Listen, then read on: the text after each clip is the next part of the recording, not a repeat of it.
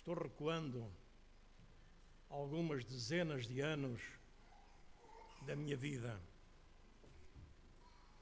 Lembro-me, em outubro de 1955, quando eu fui para missionário no norte de Angola. Muitos anos já passaram.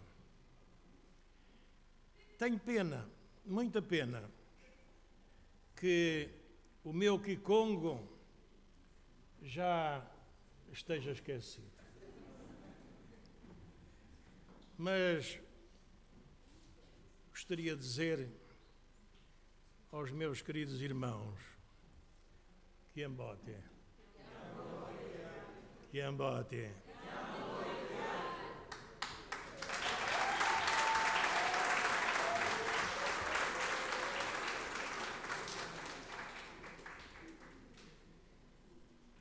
O culto desta tarde faz-me lembrar o dia a que nós, missionários no norte de Angola, chamávamos o dia do Matondo, a ação de graças, não é? Em que nós tínhamos um culto com 5, 6, 7 mil pessoas vindas de toda a parte do distrito, que começava bem cedo de manhã com batismos, cerca de 100, 200, 300, conforme éramos 5 a batizar. Depois era um culto que sabíamos quando começava e não sabíamos quando terminava. Mas, meus amados irmãos, efetivamente, eu me lembro muito desses tempos maravilhosos em que eu era jovem, eu e a minha mulher éramos muito jovens, ainda somos, não é? E ali demos a nossa vida. E por isso eu posso dizer que tenho um pouco de Angola. Não só porque lá casei, lá encontrei a menina mais bonita daquela terra. Tenho um filho que é Zombo, Kibokolo, e tenho outro que é Muxikongo, que é do Bembe. Lá nasceram. E por isso nós damos graças a Deus pelo trabalho de então.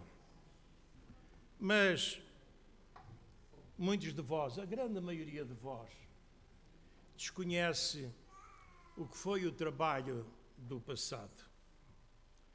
Quando nós fomos para Kibokolo em outubro de 1955, nós tínhamos uma escola na missão com cerca de 40 alunos. Depois, nós começámos a abrir escolas pelo norte de Angola. Aqueles que conhecem aquela região sabem como é Mavoio, Bel, Sagandica, Coilfuta. É ou não é verdade?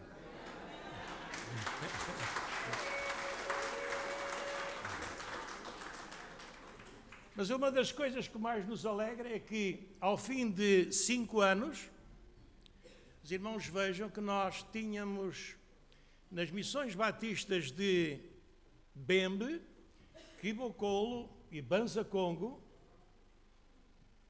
mais de 5.000 alunos matriculados oficialmente. Tínhamos cerca de 60 escolas rurais onde os alunos estavam matriculados oficialmente. E os irmãos sabem, especialmente os mais velhos, uma das coisas que me impressiona no povo da África e que nós continuamos a verificar nos nossos dias é o grande respeito pelos mais velhos. Eu gostava imenso quando ia para o meu tempo de evangelização, às vezes ficava 8 dias fora de casa e a minha mulher sozinha, nova, com 2 crianças. E uma das coisas que mais eu gostava era, à noite, ficar com os séculos, não é? Falando com eles. E hoje ouvi uma palavra que já não ouvi há muito tempo. Foi a palavra cota. Espero que os irmãos não me chamem cota. Porque eu ainda não sou velho. Pastor Santos, sim, é velho. Eu não. Eu não sou. Eu não sou. Tivemos muitas alegrias, tivemos muitas tristezas. Tivemos muitas tristezas porque, ou melhor, primeiro tivemos muitas alegrias, porque demos oportunidade a que muitas crianças fossem edificadas na vida. E os irmãos não sabem, não calculam as dificuldades, os problemas que nós tivemos. Muitos problemas. Tanto o Quibocolo como o Bembe eram regiões de café. E quando é a altura de apanhar o café, os pais iam para a colheita do café.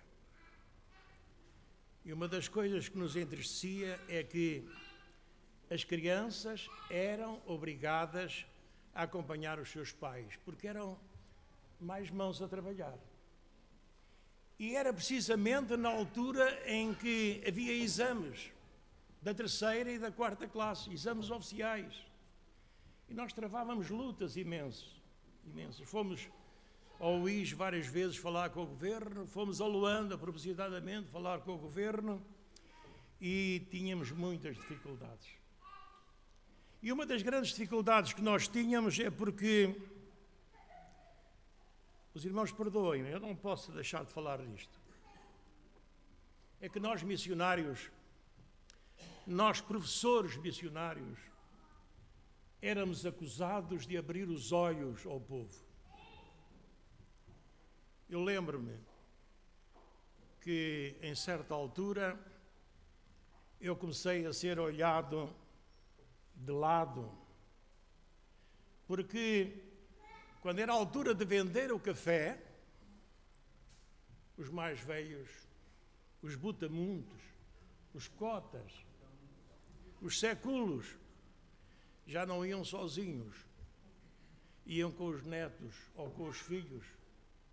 E uma das coisas que impressionava os comerciantes era que eles agora sabiam trabalhar com a balança decimal e não eram enganados. E por isso nós fomos acusados.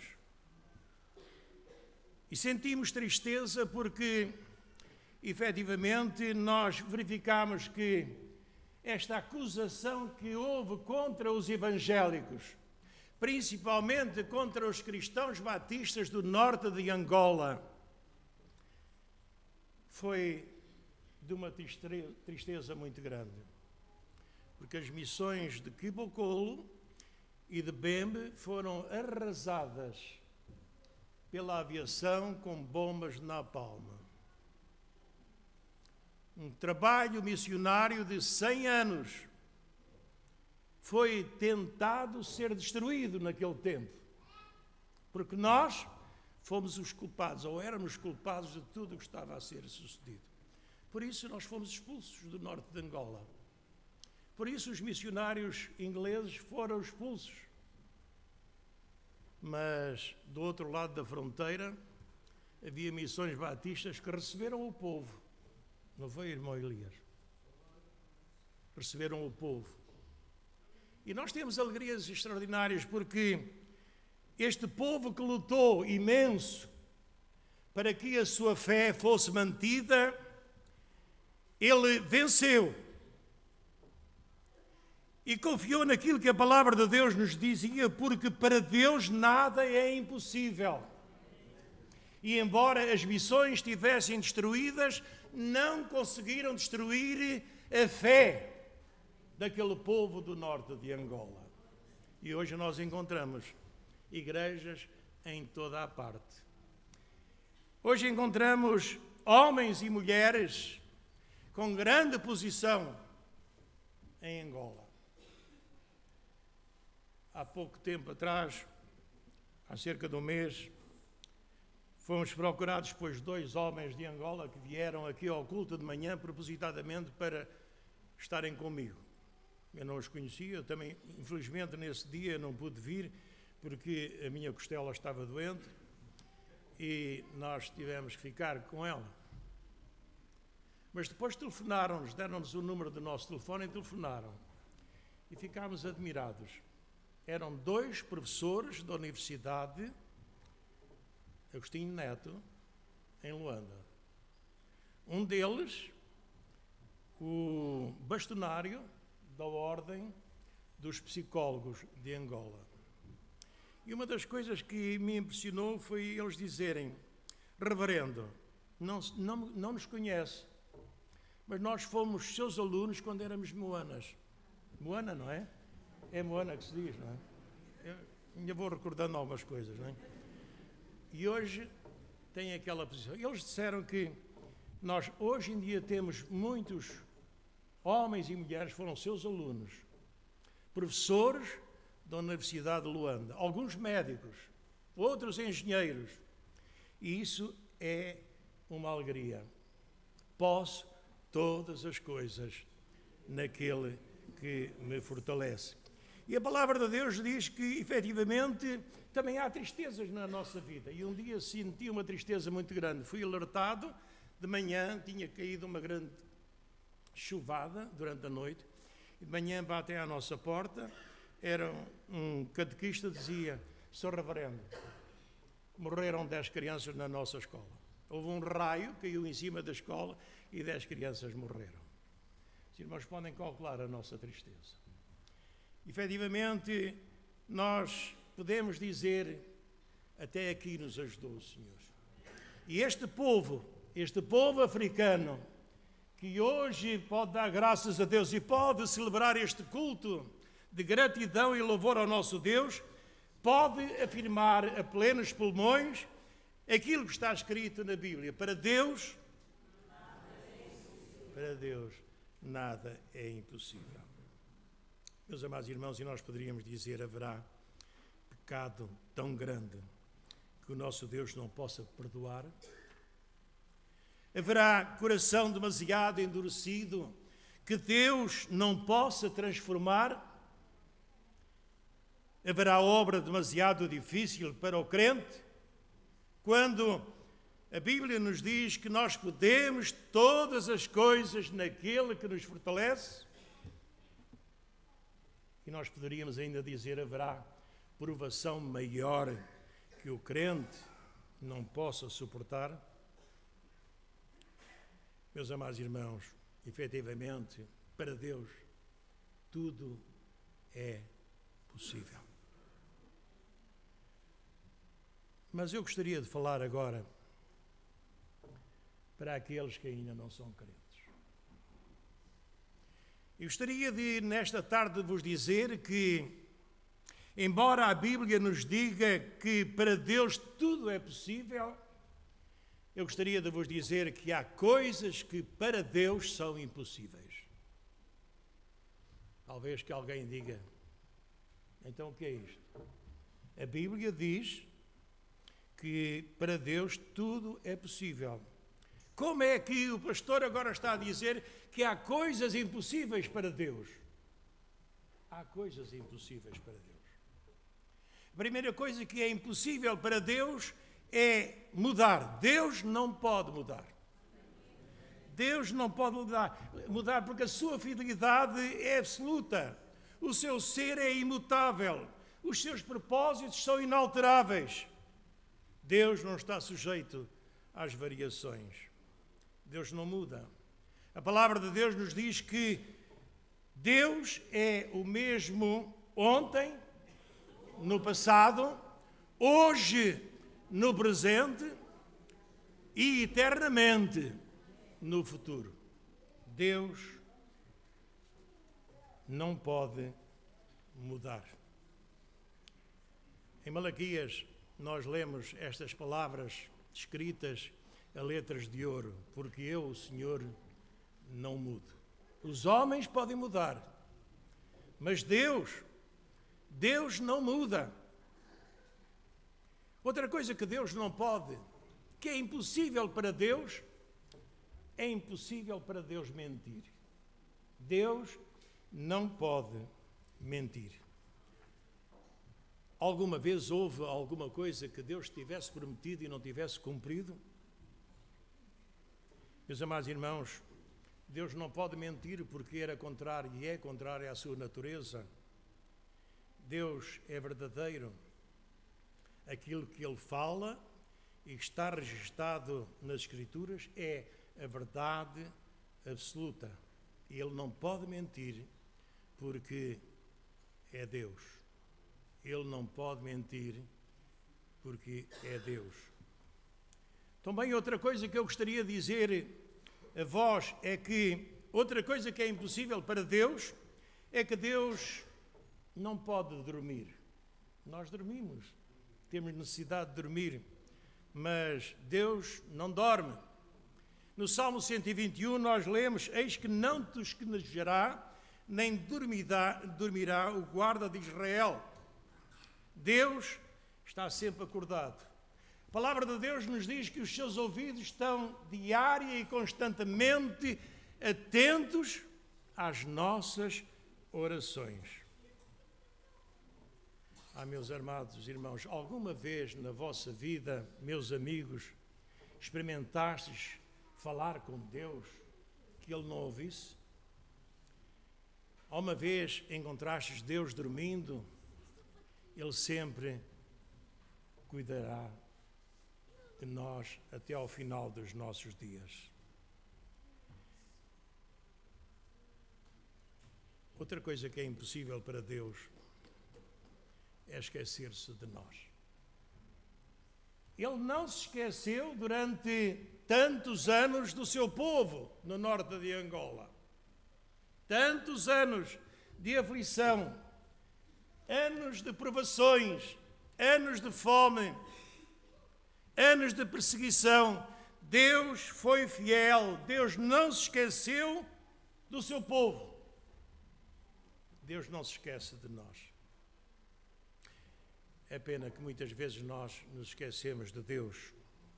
Logo, no primeiro livro da Palavra de Deus, nós lemos estas palavras: e lembrou-se Deus de Noé. Lembrou-se Deus de Noé. Mas há uma coisa que Deus se esquece. É interessante. Há uma coisa que Deus se esquece. É dos nossos pecados. Deus esquece dos nossos pecados. A palavra de Deus nos diz em Isaías que o Senhor disse: eu mesmo sou o que apaga as tuas transgressões por amor de mim, e dos teus pecados não me lembro. Dos teus pecados não me lembro. Meu amigo, minha senhora jovem, já experimentaste apresentar a Deus a tua vida, os teus pecados?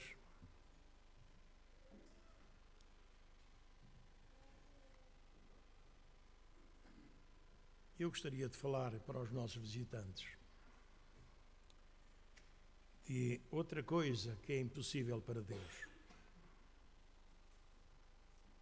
E isto é muito importante que nós meditemos.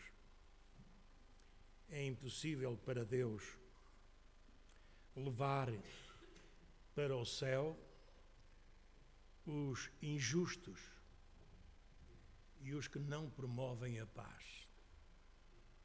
Estes não vão para o céu. É impossível Deus levar para eles. O próprio Senhor Jesus diz: se a vossa justiça não exceder a dos escribas e fariseus, de modo nenhum entrareis no reino dos céus. E o autor da carta aos Hebreus diz: segui a paz com todos e a santificação, sem a qual ninguém verá o Senhor. Irmãos, meus amigos, já meditastes nestas palavras? Segui a paz com todos e a santificação, sem a qual ninguém verá o Senhor. Será que nós promovemos a paz? Será que nós queremos a nossa santificação e procuramos a santificação dos outros? Eu não sei qual é a vossa posição espiritual neste momento. Não sei. É entre vós e Deus. Mas é importante que pensais verdadeiramente neste Deus, que para Ele tudo é possível, mas há coisas que são impossíveis para Ele. Por exemplo, é impossível para Deus ficar longe de um coração quebrantado. Meus amados irmãos, quando nós dobramos os nossos joelhos e nos dirigimos a Deus e pedimos perdão pelos nossos pecados e nos achamos miseráveis pecadores, e quando pensamos que não temos perdão, nós podemos encontrar no nosso Deus esta paz que procuramos e podemos encontrar o perdão para os nossos pecados, porque se o nosso coração estiver quebrantado, o nosso Deus é um Deus de amor.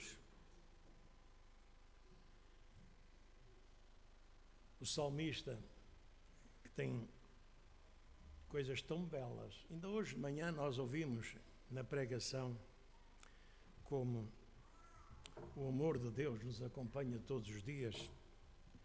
O salmista, em certa altura, ele escreve: perto está o Senhor dos que têm um coração quebrantado e salva os contritos de espírito. Muitas são as aflições do justo, mas o Senhor o livra de todas. Meus amados irmãos, meus amigos, jovens, já experimentaste chegar aos pés de Jesus com o vosso coração quebrantado? Já experimentaste pedir perdão a Deus? Já entregaste a tua vida nas mãos do Senhor e dizer: Senhor, eis-me aqui, usa-me a mim? Ou então perguntar, como Saulo, em certa altura da sua vida, perguntou: Senhor, que queres que eu faça? Senhor, que queres que eu faça? Meus amados irmãos, não nos esqueçamos que Deus não muda, é o mesmo ontem, hoje e eternamente. Se Ele perdoava no passado, continua a perdoar no presente. Se Ele falou ao seu povo no passado, continua a falar no presente. Ele continua a falar aos nossos corações. E faz um convite a cada um de nós, um convite simples. Notem esta amizade, esta intimidade com que Deus nos trata a nós. Ele diz: filho meu, dá-me, quem sabe o resto? Dá-me o teu coração. Dá-me o teu coração. Filho meu, dá-me o teu coração. Por fim, meus amados irmãos, eu vou terminar. Não quero demorar muito tempo, até porque eu não sou nem quicongo, nem muxicongo, nem zombo para estar um tempo infinito a pregar, não é?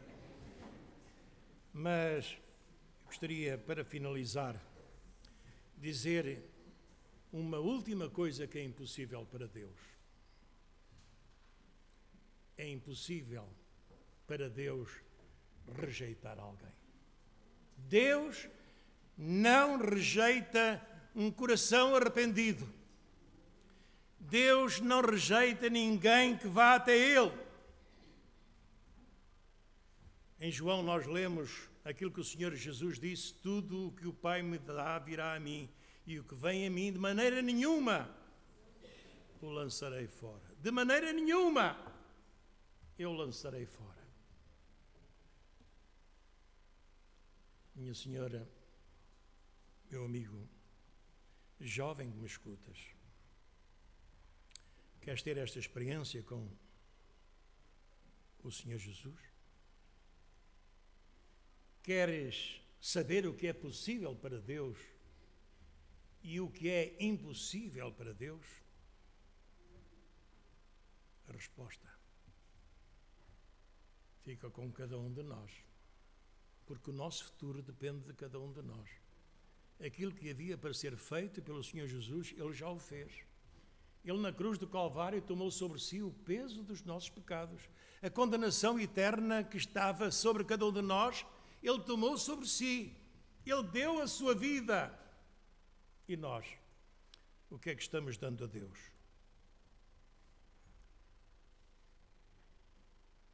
Falámos 8 coisas impossíveis para Deus. Ele não pode mudar, porque Ele continua a amar-nos e a estender-nos a sua mão.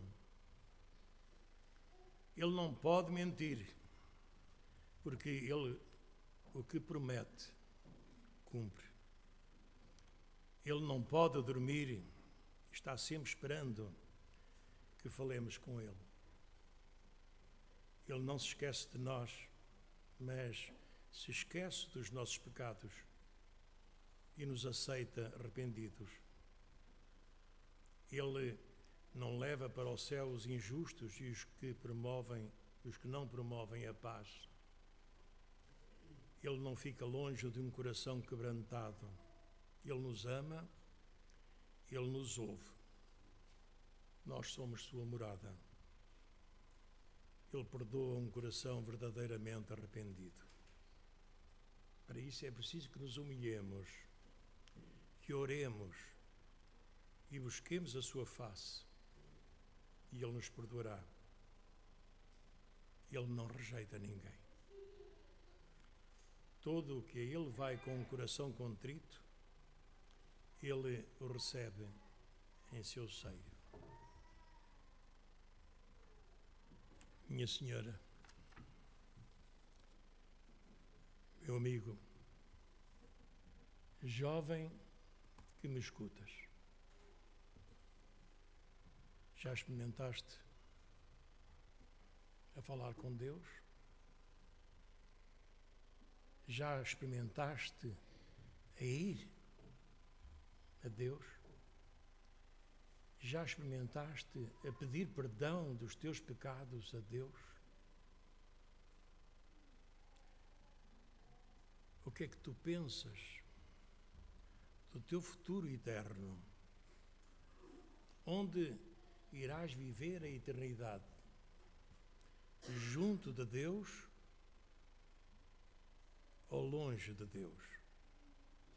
A resposta está com cada um de nós. Que Deus nos abençoe. Tondi li bene, Kikilo.